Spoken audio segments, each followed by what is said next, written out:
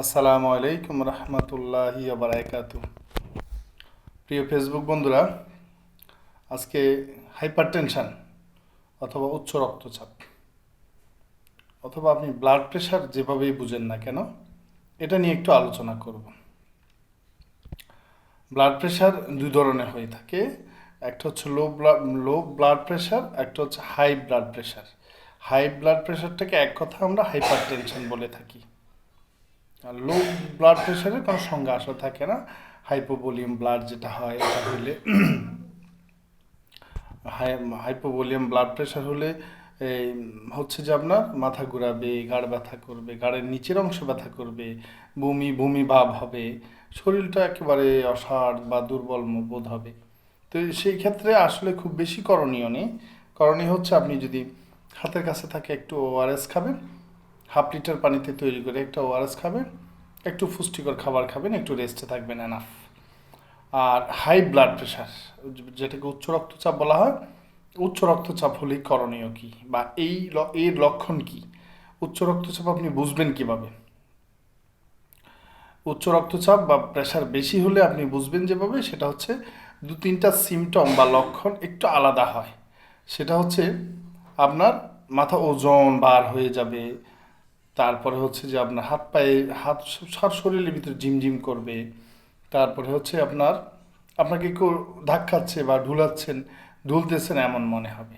তো এই ক্ষেত্রে করণীয় হচ্ছে সাথে সাথে যদি আপনি কোথাও জার্নি অবস্থায় থাকেন বা হাঁটা অবস্থায় থাকেন, বসে যাবেন বা বসে বসে বিশ্রাম করবেন জার্নি অবস্থা থাকলে, গাড়ি ঘোড়া যেখানে থাকুক। পাশাপাশি হচ্ছে যে আপনার এই কোথাও ফার্স্ট এইড ফিজিশিয়ান অথবা প্রাথমিক চিকিৎসাকে আমরা যেটা বলি চিকিৎসক থাকে, অথবা কোনো ফার্মেসি থাকলে ওখানে গিয়ে অন্তত ব্লাড প্রেশারটা মাপবেন।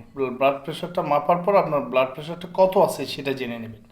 জেনে নেওয়ার পর যদি এমন হয় 120/80 উপরে থাকে, তাহলে অবশ্যই আপনি একটা নির্দেশনা নেওয়ার চেষ্টা করবেন যিনি ফার্স্ট এড ফিজিশিয়ান তার থেকে, যে কী করণীয় উচিত। ঠিক আছে? আর এই ক্ষেত্রে আপনি অবশ্যই, যদি উনি না সমাধান দিতে পারে, তাহলে অবশ্যই একজন বিশেষজ্ঞ ডাক্তারের কাছে দেখা করবেন। দেখা করে আপনার সমস্যাটা সমাধান করার চেষ্টা করবেন।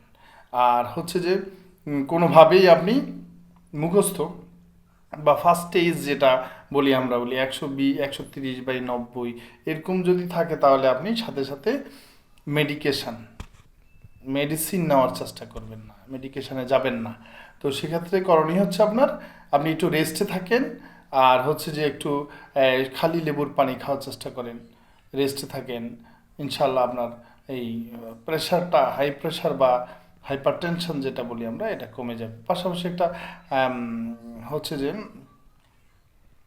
পাশাপাশি আপনি অবশ্যই ডাক্তার দেখানোর চেষ্টা করবেন, যাতে আপনার হাই প্রেশারটা কন্ট্রোলে বা নিয়ন্ত্রণে নেওয়া যায়।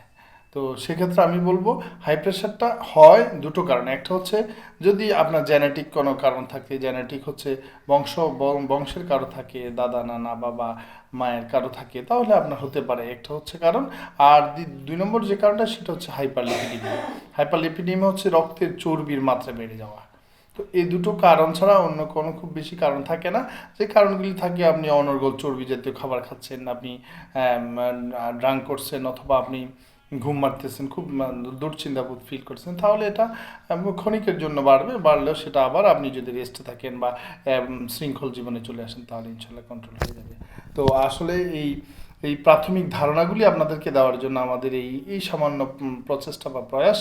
ইনশাল্লাহ আমরা আপনাদেরকে প্রতিদিন একটার পর একটা ছোট ছোট করে আপডেট দিয়ে যাব।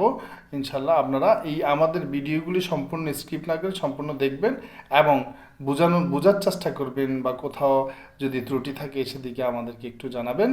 আর হচ্ছে লাইক দেওয়ার চেষ্টা করবেন, শেয়ার করবেন, বেশি বেশি অন্যদেরকে ফুঁসিয়ে দেবেন, যাতে অন্যরা উপকৃত হয় আমাদের এই ভিডিও থেকে। আর হচ্ছে যে আপনারা কমেন্টস করবেন আমার ভুল কোথাও আছে কি না, বা আমাদের এই এই এই ধরনের ফার্স্ট এইডের বিষয়গুলি কথা বলার জন্য। সেক্ষেত্রে আপনারা কমেন্টস করে আমাদেরকে একটু জানাবেন। বেশি বেশি শেয়ার দেওয়ার চেষ্টা করবেন। ইনশাআল্লাহ আপনাদের সাথে কন্টিনিউ থাকবো।